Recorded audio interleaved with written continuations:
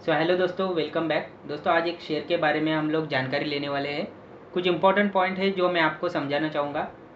वो पॉइंट समझने के बाद आपको खुद को ही समझ में आएगा कि क्यों ये कंपनी आने वाले समय में अच्छा बिजनेस कर सकती है एंड अच्छा हमें रिटर्न कमा के दे सकती है।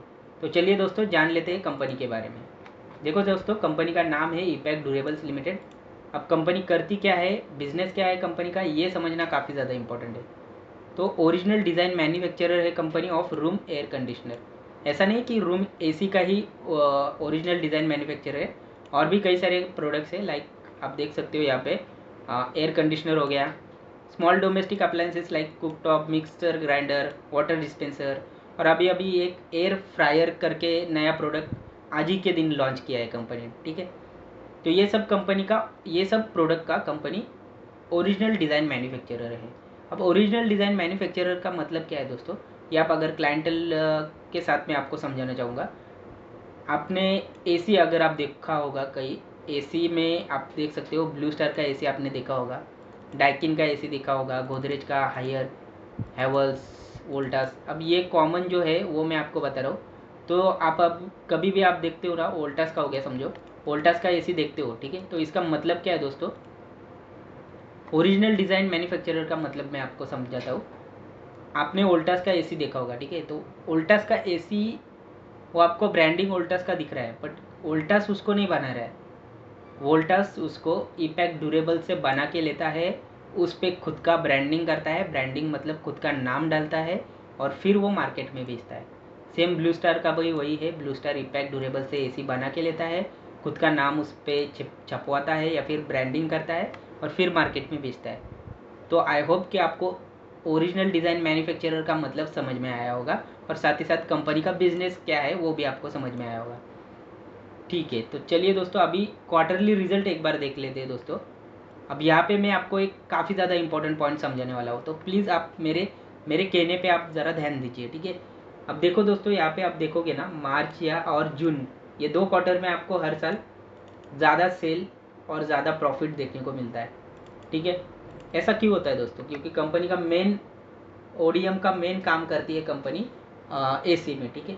और आपको पता होगा एसी गर्मी के सीज़न में ही एसी का ज़्यादा से ज़्यादा सेल होता है, इसलिए हमें गर्मी के जो भी क्वार्टर्स है वहीं पे ज़्यादा कंपनी का सेल होता हुआ दिखाई दे रहा है। बट क्या कंपनी ग्रोथ कर रही है, ये देखना काफ़ी ज़्यादा इंपॉर्टेंट है। ये देखने के लिए हम year on year upon comparison कर सकते हैं, ठीक है। सो मार्च 23 का अगर आप सेल देखोगे 639 था, मार्च 24 का है 525। प्रॉफिट में देखोगे 33 करोड़, यहाँ पे 27 करोड़। तो डाउनग्रेड है, मतलब कंपनी बिजनेस में ग्रोथ नहीं दिखा रही है। जून में देखोगे, जून में अच्छा खासा करती हुई नज़र आ रही है। दिसंबर का अपन कंपेयर करते हैं, दिसंबर में 297 करोड़ का सेल था, यहाँ पे 376 का है, ठीक है। प्रॉफिट में देखोगे ऑलमोस्ट 5 करोड़ का था, और यहाँ पे 2.5, मतलब 50% का डाउनग्रेड। अगर ऐसी कोई कंपनी रहती है ना दोस्तों, जहाँ पे सेल्स या फिर नेट प्रॉफिट में, स्पेशली नेट प्रॉफिट में ही हमें ध्यान देना है। अगर नेट प्रॉफिट कंपनी का गिरता रहता है ना ओवर द ईयर, तो ऐसे कंपनी से आपको दूर ही रहना है। बट ये स्पेशली ये कंपनी के लिए कुछ पॉइंट है, जो पॉइंट के बलबूते पे मैं आपको समझाना चाहूँगा कि क्यों ये कंपनी का सेल्स और नेट प्रॉफिट बढ़ने वाला है। देखो दोस्तों, एक पॉइंट है ना जो मैं हमेशा ही आपको कहता आया हूँ, अगर आप मुझे फॉलो करते होंगे तो आपको पता होगा, मैं हमेशा ही बताता हूँ दोस्तों कि शेयर मार्केट जो है, शेयर मार्केट में आप जो भी शेयर में इन्वेस्टमेंट करते हो ना दोस्तों, तो पहली बात तो मैं आपको फिर से एक बार बताता हूँ, शेयर प्राइस क्या होता है दोस्तों। शेयर प्राइस कंपनी के परफॉर्मेंस का रिफ्लेक्शन होता है। कंपनी क्या परफॉर्म कर रही है वही शेयर प्राइस रिफ्लेक्ट करता है। एग्जाम्पल के लिए, अगर कंपनी अपने क्वार्टर ऑन क्वार्टर सेल्स में इंप्रूवमेंट दिखाती है, सेल्स में ग्रोथ दिखाती है, यानी कि लास्ट क्वार्टर में कंपनी का समझो सेल्स था 100 करोड़, ये क्वार्टर में कंपनी का 150 करोड़ हो गया। सेम कंपनी का नेट प्रॉफिट लास्ट क्वार्टर में 10 करोड़ का था, ये क्वार्टर में 15 करोड़ का हो गया। इसका मतलब क्या होगा, कंपनी ग्रोथ दिखा रही है। ऐसे कंपनी का आप ही बताओ शेयर प्राइस क्या रिफ्लेक्शन करेगा, वो पॉजिटिव रिफ्लेक्शन ही करेगा, वो ऊपर ही जाएगा। तो मैं हमेशा ही कहता हूँ कि share price is a reflection of company का परफॉर्मेंस। तो इसलिए आपको यही कंपनी के बारे में नहीं मैं कह रहा हूँ दोस्तों, कोई भी कंपनी रहने दो, आपको किधर भी इन्वेस्टमेंट करना है उसके लिए आपको यही सबसे इम्पोर्टेंट चीज़ यही देखनी है कि क्या कंपनी ग्रोथ दिखा रही है तो दैट इज़ ओके, तो आप जा सकते हो। आप कोई भी फिर प्राइस एक्शन देखो, कोई भी कुछ भी देखो, आप इन्वेस्टमेंट वहाँ पे कर सकते हो अगर ग्रोइंग कंपनी है तो। अभी ये कंपनी का कैसा है दोस्तों, कुछ कंपनी ऐसी रहती है कि जो कंटिन्यूसली ग्रोइंग कर रही है, ठीक है, सेल्स में नेट प्रॉफिट में ग्रो कर रही है। कुछ कंपनीज ऐसी रहती है कि आने वाले समय में ग्रो करने वाली रहती है। तो ऐसी कंपनी हम कैसे ढूंढ सकते हैं? सिंपल सा मैं आपको अभी अभी बताया कि कंपनी के परफॉर्मेंस, शेयर प्राइस कंपनी के परफॉर्मेंस को रिफ्लेक्ट करता है, ठीक है। तो अभी हमें क्या देखना है कि कौन सी कंपनी है जो अपना सेल्स और प्रॉफिट बढ़ा रही है। अभी एक आपको ये समझो ईपैक ड्यूरेबल हमको मिल गई, चलो ईपैक ड्यूरेबल अभी तक तो इसके कुछ ऐसा खास ग्रोथ नहीं दिखा रहा है, तो हम अब पता कैसे चले कि ये कंपनी आगे जाके ग्रोथ दिखाएगी? तो इसके लिए क्या ज़रूरी है, इसके लिए ज़रूरी है आपको देखना। अभी देखो, हमें अगर देखना है कि कंपनी आने वाले फ्यूचर में ग्रोथ करेगी कि नहीं करेगी, ये हम कैसे पता कर सकते हैं दोस्तों?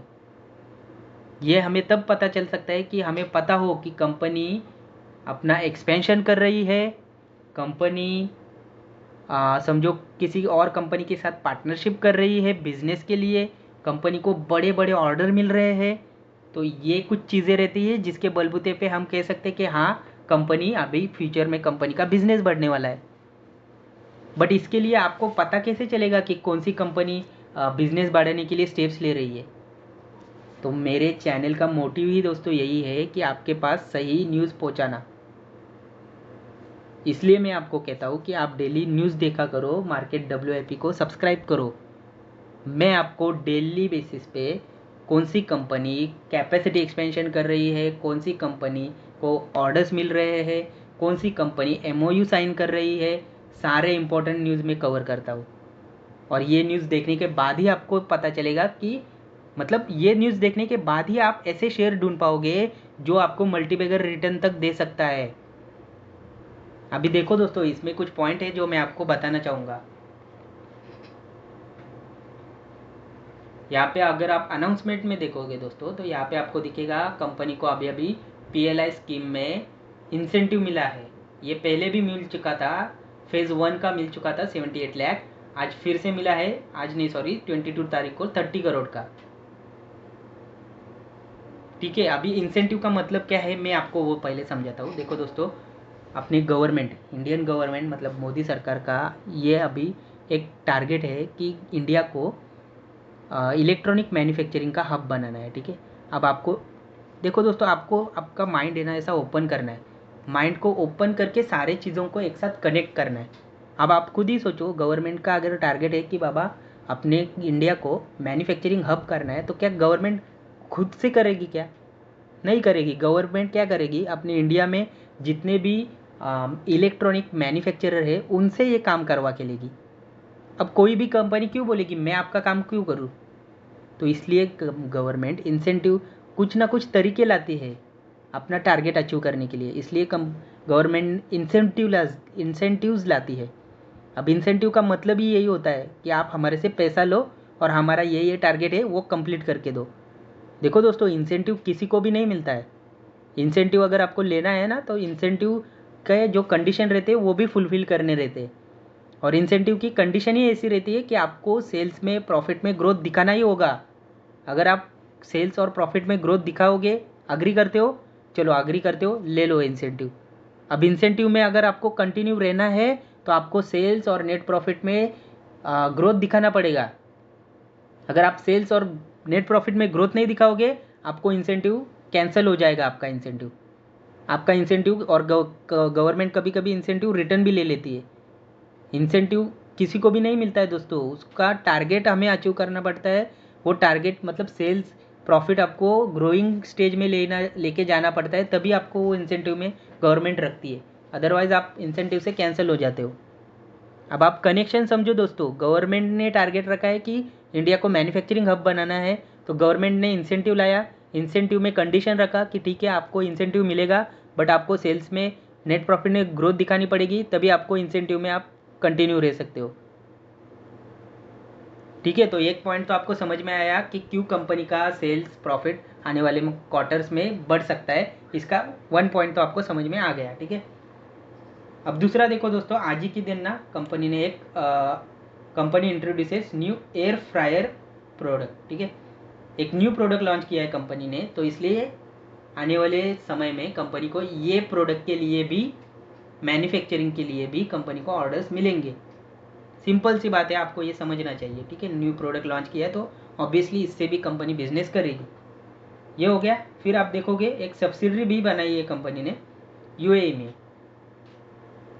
और और भी एक न्यूज़ थी दोस्तों, जो मैंने आई थिंक 1-2 महीना पहले एक न्यूज़ कवर करी थी, तो उसमें वो न्यूज़ थी, बट मेरे को उसका कुछ मिला नहीं है। ठीक है, बट वो न्यूज़ ऐसी थी दोस्तों कि कोई तो बाहर की कंपनी है, आई गेस सिंगापुर की शायद से कंपनी है वो कंपनी ने ईपैक ड्यूरेबल के साथ एमओयू साइन किया था। एमओयू किस लिए? कि उनका प्रोडक्ट कंपनी ये ईपैक ड्यूरेबल बना के देने वाली थी, और उनके इतना ज़्यादा ऑर्डर था ना, तो इतना ज़्यादा ऑर्डर था कि ईपैक ने अपना कैपेसिटी एक्सपेंशन करने वाली है। ईपैक मतलब अलग से दूसरी एक फैक्ट्री लगाने वाली है, स्पेशली उनके लिए, उनके प्रोडक्ट्स बनाने के लिए।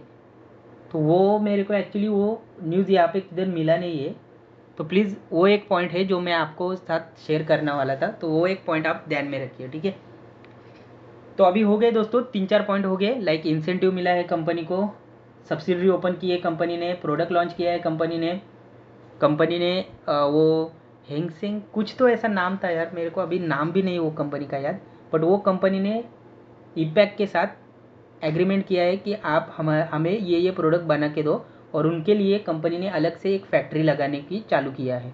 तो वो एक पॉइंट हो गया। ठीक है, और दूसरा पॉइंट दोस्तों, सिंपल सी बात है, आपको समझना चाहिए, ओवर द पीरियड, आज आप देख रहे हो ग्लोबल वार्मिंग कैसी बढ़ रही है, तो ओवर द पीरियड ये डिमांड, मतलब एसी का डिमांड बढ़ने ही वाला है। ये सिंपल सी बात है, ये आपको समझना ही चाहिए।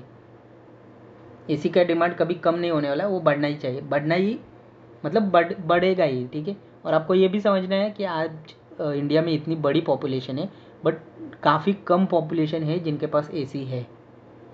ठीक है, और ये आने वाले समय में एसी हर घर में लगने ही वाला है, मतलब हर घर में ऐसा नहीं बोल रहा हूँ मैं, बट मोस्टली डिमांड मतलब बढ़ने वाला है, मेरे को यही कहना है। ठीक है, सो यस दोस्तों, काफ़ी बढ़िया कंपनी है ये, मेरे को तो अच्छी लग रही है। ठीक है, अब बढ़ते हैं दोस्तों, एक बार अपन देख लेते हैं ये शेयर प्राइस में क्या करना है, वो मतलब क्या चल रहा है। ठीक है, बट उससे पहले दोस्तों एक रिक्वेस्ट करना चाहूँगा आपके साथ, अगर आपको मेरा बोलना, अगर मेरा आपको समझाना वैल्यूएबल लगता है तो प्लीज़ दोस्तों सपोर्ट करिए, क्योंकि मैं देख रहा हूँ काफ़ी सारे लोग मतलब देख तो रहे बट कोई सब्सक्राइब नहीं कर रहा है। देखो दोस्तों, आपका सपोर्ट रहेगा ना तभी हम लोग ग्रो कर सकते हैं, विदाउट आपका सपोर्ट बिल्कुल भी ग्रोथ पॉसिबल नहीं है। तो प्लीज़ आई रिक्वेस्ट यू कि अगर आप देख रहे हो तो प्लीज़ सब्सक्राइब भी किया करो, लाइक भी किया करो, एंड प्लीज़ कमेंट भी किया करो। ठीक है दोस्तों, तो देखते हैं अपने शेयर प्राइस के ऊपर। अभी तो देखो दोस्तों, ये निफ्टी का रिसेंटली फॉल जो आया था, उसमें ये कंपनी का शेयर प्राइस भी ऑलमोस्ट 70 मतलब 48% गिर चुका है अभी, मतलब अभी के लिए तो 48% डाउन है। एंड आज के दिन आप देखोगे, ये डे टाइम फ्रेम पे आज के दिन आप देखोगे 5% का अपर सर्किट भी लगा है कंपनी में, शेयर प्राइस में। तो अभी के लिए दोस्तों लेवल्स काफ़ी बढ़िया है, आई विल से, क्योंकि अच्छी ट्रेंड लाइन, आप वीकली टाइम फ्रेम पे देखोगे ना, एक अच्छे ट्रेंड लाइन को सपोर्ट करते हुए, मतलब सपोर्ट किया है अभी, तो यहाँ से एक अपमूव देखने को मिल सकता है। और अपमूव का ऐसा नहीं है दोस्तों, ये लॉन्ग टर्म के लिए बढ़िया शेयर है। ठीक है, तो काफ़ी अच्छे रिटर्न आपको कमा के दे सकते हैं। देखो दोस्तों, लॉन्ग टर्म के लिए आपको कुछ इन्वेस्ट करना होगा ना, तो ऐसे ही शेयर में आपको इन्वेस्ट करना चाहिए। ठीक है, जो शेयर ने ऑलरेडी बहुत सारा रिटर्न दे चुका है, 10-10, 20-20 हज़ार %, लाख % जो दे चुका है, आप वैसे शेयर में इन्वेस्ट करते हो फॉर लॉन्ग टर्म रिटर्न। ऐसा नहीं होता है दोस्तों, जो अभी स्मॉल कंपनीज है ना, वो आगे जाके बहुत बड़े बनेंगे। जो अभी ही बड़े हैं वो ऑलरेडी बड़े बन चुके हैं, वो आगे जाके और भी ज़्यादा बड़े नहीं बन सकते। मार्केट का एक लिमिट भी होता है, हर चीज़, हर आप देखोगे ना, हर यहाँ पे आपको मार्केट दिखता है कि ये चीज़ का इतना मार्केट है, तो वो ऑलरेडी जो बढ़ चुके हैं, तो उसमें इन्वेस्ट करने का कोई मतलब नहीं है। ठीक है दोस्तों, तो आई होप दोस्तों आपको मेरी बातें समझ में आ रही है। अगर आपको अच्छा लग रहा है, वैल्यूएबल कुछ लग रहा है, वैल्यू एडिशन कुछ लग रहा है, तो please like share and subscribe ज़रूर करिए, ठीक है दोस्तों। तो आज के लिए दोस्तों इतना ही है, मिलते हैं अगले वीडियो में, तब तक के लिए good bye and happy investing.